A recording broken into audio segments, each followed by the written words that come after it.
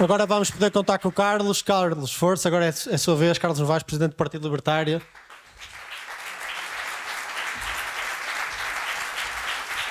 Ok, boa tarde. Obrigado por receberem aqui alguns libertários. Nós vamos ter, ainda o Manuel Morgado vai ter a oportunidade de falar no final, numa palestra conjunta, e nós temos ali o nosso boletins de inscrição de assinatura para o partido. Temos cerca de metade e estamos à procura da outra metade. Não vou falar de economia, não vou falar de Bitcoin, não vou falar de mercado, nem de eficiência. E sobre eficiência, eu devo dizer que as pessoas não são motivadas pela eficiência. Não é? Nós não acordamos de manhã a dizer eu quero uma sociedade eficiente. Não é? Nós não somos robôs. Não é? Nós caminhamos por valores. Não é? Caminhamos por valores. E, na verdade, vou falar do Estado. De algo que o Estado faz. Mesmo que seja um Estado mínimo. Não é? E, portanto, o tema é política externa, defesa e imigração, e, obviamente, isso são funções de um Estado, mesmo que seja um Estado mínimo. Os três princípios, estes princípios, eu não creio que são princípios libertários, longe disso, são princípios que eu acho que são de governação responsável de qualquer Estado. E os libertários, tem este termo libertário, parece uma coisa utópica, e falando de utopia, utopia é querer acabar com a pobreza de um momento para o outro. Não é? Acabar com a pobreza é algo que demora tempo, é preciso investimento, é preciso condições institucionais, é preciso acumulação de capital. Mas nada que está à mão de uma decisão pessoal é utópico. Se é algo que depende só de nós mudarmos pessoalmente, isso não é utópico. E, portanto, acreditar na liberdade individual é apenas uma questão individual. Não implica acabar com a pobreza de um momento para o outro, ter essa imaginação. Falando do Estado e falando da política externa, os três princípios que considero, e no fundo posso dizer considerando isto, na verdade isto faz parte do central da maneira de pensar de alguns fundadores do movimento libertário, é o realismo, o não intervencionismo e o individualismo. O individualismo está aqui para substituir uma palavra feia que se chama, ou considerada feia, que se chama isolacionismo. O termo isolacionismo foi inventado por Roosevelt para, enfim, pôr uma carga negativa àqueles americanos que não queriam que os Estados Unidos entrassem na Segunda Guerra Mundial. Mas já vamos falar mais um bocadinho sobre isso.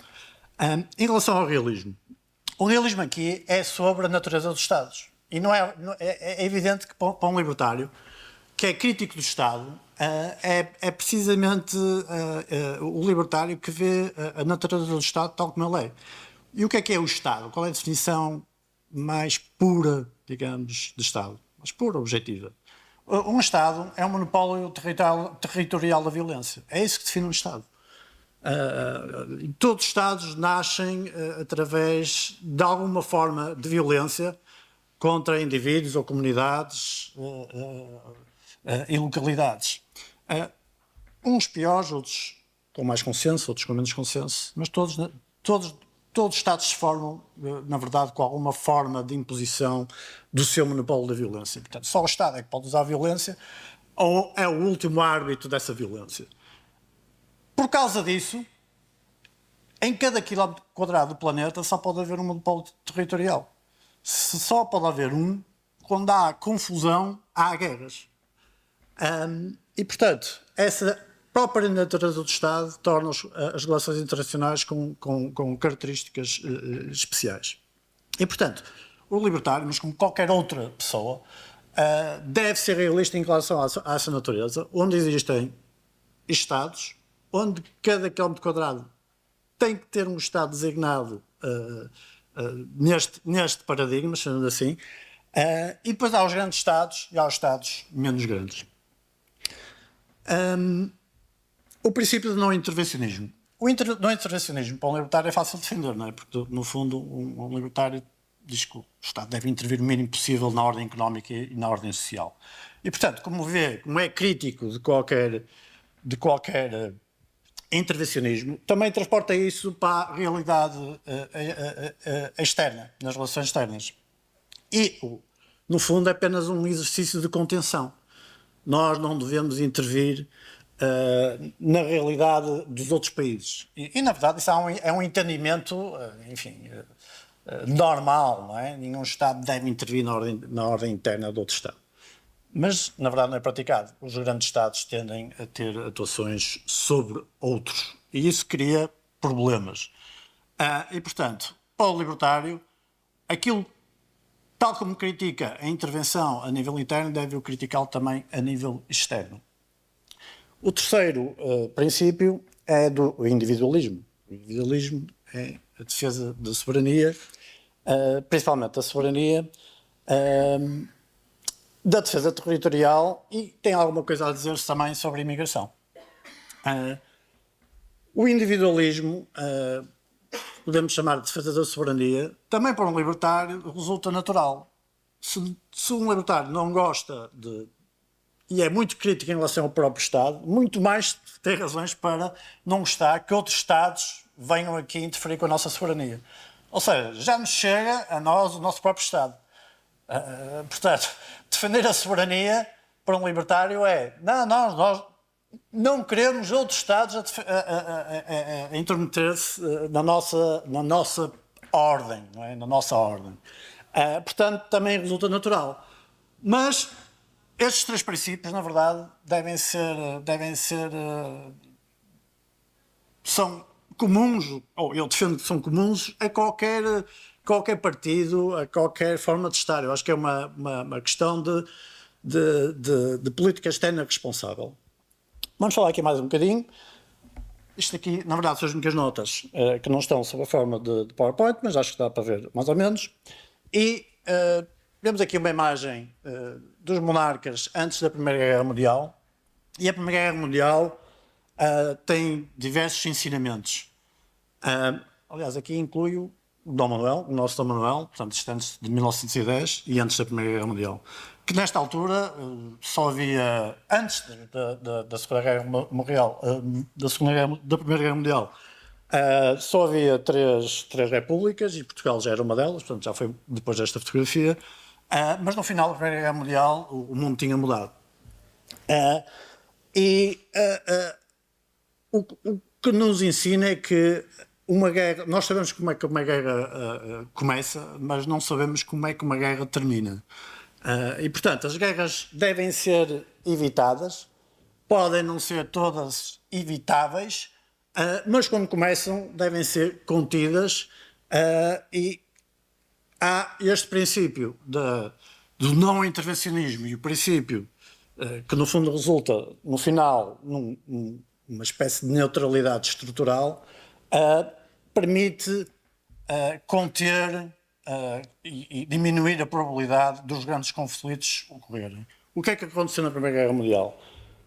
Dois Estados entraram em guerra, assim de uma forma simples, entre a Áustria e a Sérvia, e passo a passo todos os Estados se envolveram na guerra. Portanto, aquilo que começou por ser uma coisa local transformou-se rapidamente numa guerra mundial. E no final da guerra, tenho a impressão que se todos pudessem voltar atrás, tinham deixado a Áustria e a Sérvia combaterem os dois e não se metiam, e o mundo se calhar não se tinha transformado. No final da Primeira Guerra Mundial, as monarquias, uma parte das monarquias tinha caído, e as pessoas não gostavam do czar, e tivemos depois do Stalin, as pessoas não gostavam do Kaiser, tivemos depois do Hitler, e por aí adiante. Portanto, mesmo de um ponto de vista tradicional, as guerras são também, devem ser também evitadas ao máximo, mesmo de um ponto de vista tradicionalista ou de um ponto de vista conservador. Porque as guerras têm algo de muito revolucionário em si mesmo. E, no fundo, É com a Primeira Guerra Mundial que aparece o comunismo e o nazismo. E com o aparecimento do comunismo aparecem a necessidade, aparecem os regimes autoritários, porque, enfim, o comunismo obviamente metia medo, não é? E, portanto, o mundo mudou no século XX e muda a partir de um conflito local entre os dois Estados. E podemos ver a Segunda Guerra Mundial como enfim, uma segunda parte dessa primeira guerra. Isto aqui é um cartaz americano do American First Committee, portanto a palavra, a expressão América primeiro, America First, tem esta origem. E a preocupação do American First, que não era propriamente um movimento libertário, mas com que os libertários, no fundo, de uma perspectiva histórica, veem que tinha ali qualquer coisa de genuíno e verdadeiro, é que a primeira vítima de uma guerra é a liberdade, e é também a verdade, como sabemos. Isto é um desenho, enfim, um esquema do início da Segunda Guerra Mundial. Isto para explicar, mais uma vez, como as guerras começam de uma forma e acabam de uma forma imprevista, que é a Primeira Guerra Mundial começa com, podemos dizer, começa com a invasão de metade da Polónia por parte da Alemanha. 15 dias depois, Stalin invade a outra metade da Polónia. E como é que termina a Segunda Guerra Mundial? A URSS domina metade da Europa no final da Segunda Guerra Mundial. Portanto, quem ganha a Segunda Guerra Mundial, na verdade, é Stalin, com metade da Europa, coisa que antes da Segunda Guerra Mundial não era sequer imaginável. E também, logo a seguir à Segunda Guerra Mundial, o Império Britânico colapsa e temos o comunismo em todo o mundo, incluindo na Ásia. Portanto, este é o espectro, é o pressuposto da precaução nas relações internacionais. Evitar a probabilidade de guerras e, quando elas sucedem, contribuir para que ela não escale. E isto é o objetivo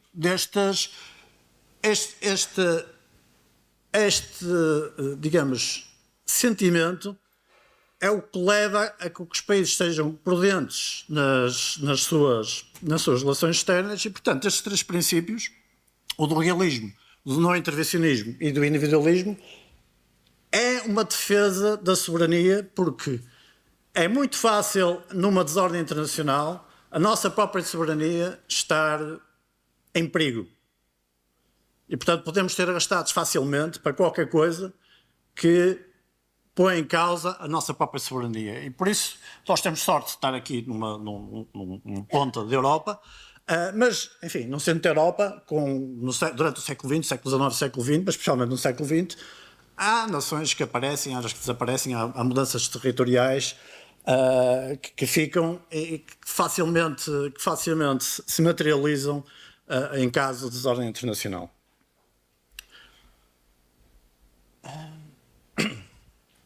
Sobre o terceiro ponto, o individualismo.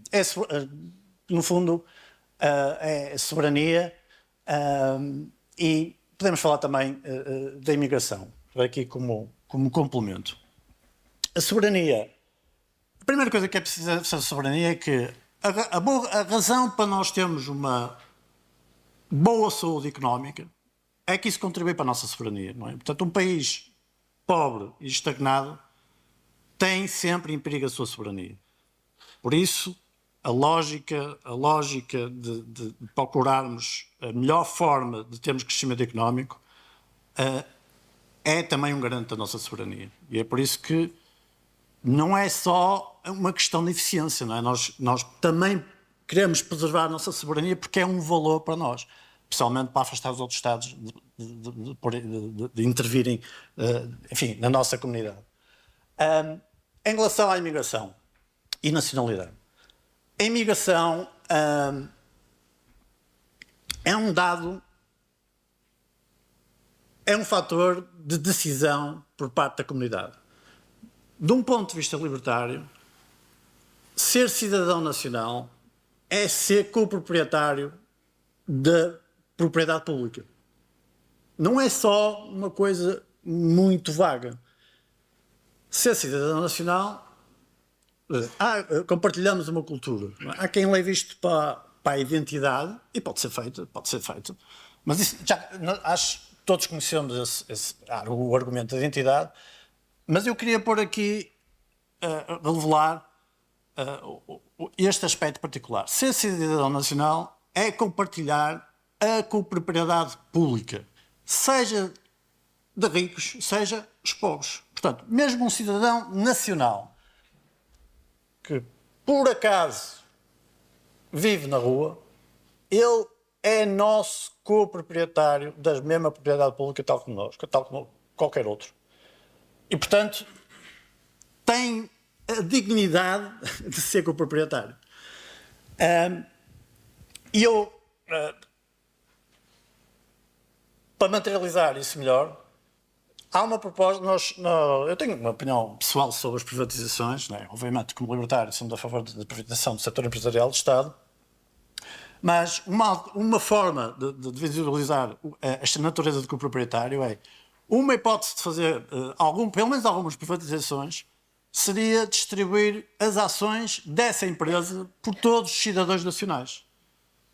Vamos imaginar a privatização da Caixa Geral de Depósitos, que tem uma resistência cultural grande. Provavelmente, se calhar, algum de vós é contra. Mas uma forma de visualizarmos esta natureza do proprietário era, se a Caixa Geral de Depósitos ou outra empresa é pública, é de todos, quando é que nós vemos realmente que isto é de todos? É que as privatizações são feitas, normalmente, não estou a dizer que não haja motivos para o fazer, desta forma, mas no fundo é sempre um projeto de um banco de investimento que vai organizar a privatização e que vai vender isto a alguém que paga o preço mais alto e alguém que é financiado por outro banco, e parece que tudo fica nessa coisa financeira. Onde é que está a copropriedade? Portanto, se privatizássemos a Caixa Geral de Depósitos por distribuição de ações, e as ações ficam cotadas na Bolsa, e essa distribuição feita por todos os cidadãos nacionais, seria a primeira vez que alguém diria todos os cidadãos nacionais. Sim, eu sou cidadão nacional, sou coproprietário. Pronto, isto para revelar esta forma de ver, independentemente das outras, mas esta aqui é particular.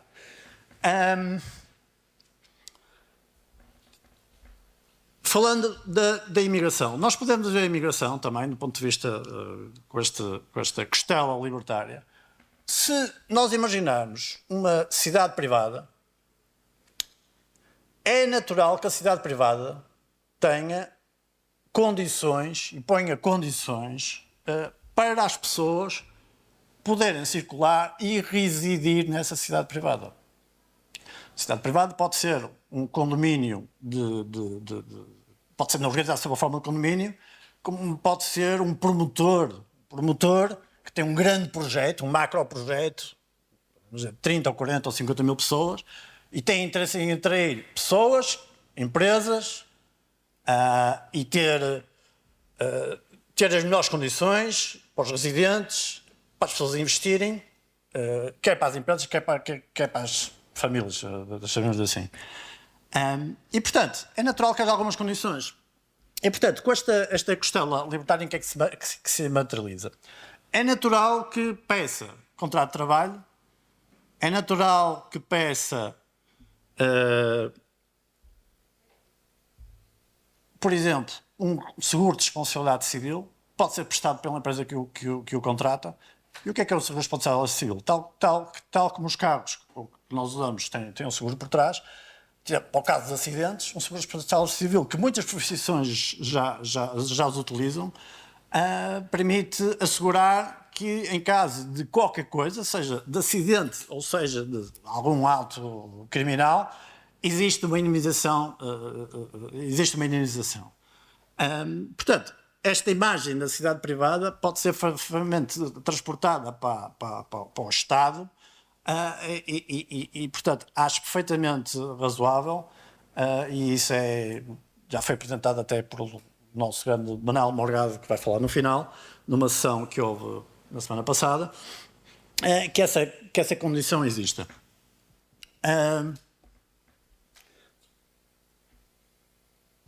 Uma calção para entrar no país.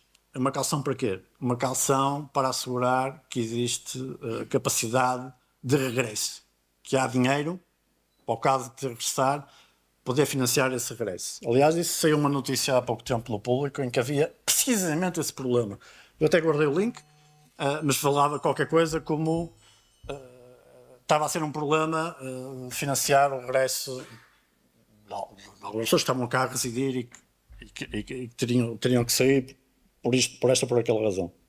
Portanto, este tipo de condições não são condições que, enfim, discriminatórias, são condições razoáveis que mesmo, digamos, os privados na sua forma natural de assegurar algumas coisas, fariam. Com isto, obviamente, nós temos sempre que equilibrar isto com o facto de nós próprios estamos interessados em poder emigrar, nós próprios também estamos interessados em que, se houver uma guerra civil, podemos ter o Estatuto de Refugiados nesse momento, e, portanto, tem que haver sempre este equilíbrio. É claro que a classificação de refugiado deve ser seletiva, porque se toda a imigração, se tudo é refugiado, na verdade, quando for preciso reivindicar esse estatuto de refugiado, já nem é espaço para o poder reivindicar. E eu acabava aqui, estou aqui nos 20 minutos e prefiro responder a perguntas, se as houver. Deixava, portanto, só resumindo só esta ideia. A política externa e defesa do país deve ser prudente, deve ter este realismo em relação à história e às relações internacionais, que no início, até pus aqui um slide do conhecido John Mearsheimer, que eu sigo e concordo perfeitamente, embora eu acho que não chega a ser realista. É preciso ter este princípio do intervencionismo como forma prudente de atuar nas relações internacionais, e o individualismo é nós cuidamos de nós, e aqui nós, obviamente, o que está em causa é a soberania do nosso Estado-nação. E acabava aqui.